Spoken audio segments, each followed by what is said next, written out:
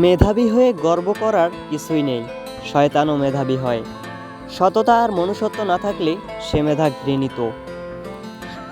দেশের শ্রেষ্ঠ মেধাবীগুলো আপনি ক্লাসের শেষ বেঞ্চ থেকেও পেতে পারেন।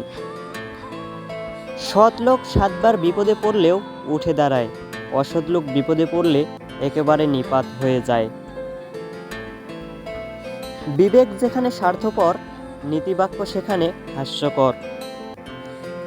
বিজয়ের আসল পরিচয় হলো সে হেরে যাওয়ার পরও আবার চেষ্টা করে। সামনে এগোনোর জন্য তোমার সব জানার প্রয়োজন নেই, শুধু সামনে পা বাড়াও, একে একে সবই জানতে পারবে। যে কোনো সমস্যা হলে কখনো ভেঙে পড়ো না, মনে রেখো সমস্যা তোমাকে থামিয়ে দেওয়ার জন্য আসে না, সমস্যা আসে তোমাকে পথ দেখানোর জন্য। জন্মের পর মানুষের কথা বলা শিখতে লাগে সর্বোচ্চ 2 বছর, কিন্তু কোন জায়গায় কি কথা বলতে হবে সেটা শিখতে লাগে সারাটি জীবন। কখনো কারো কষ্টকে ছোট করে দেখো না, কারণ যার কষ্ট তার কাছে অনেক বড়।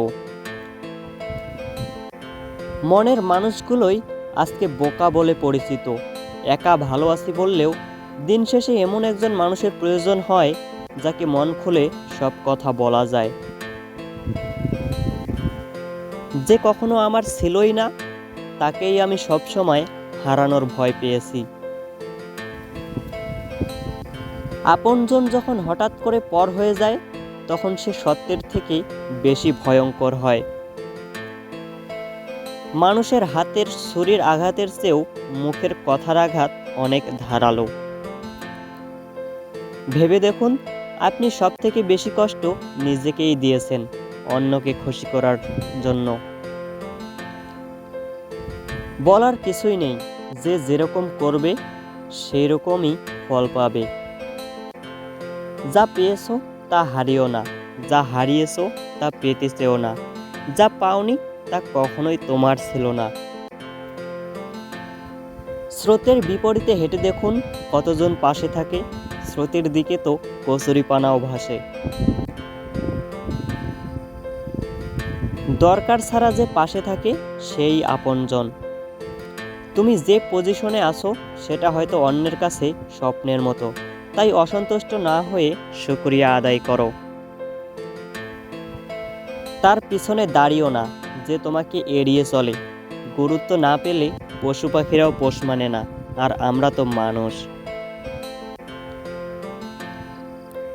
সন্তুষ্ট আল্লাহকে করুন, দুনিয়া সুখ প্রশান্তি নিজে থেকেই আপনার কাছে চলে আসবে।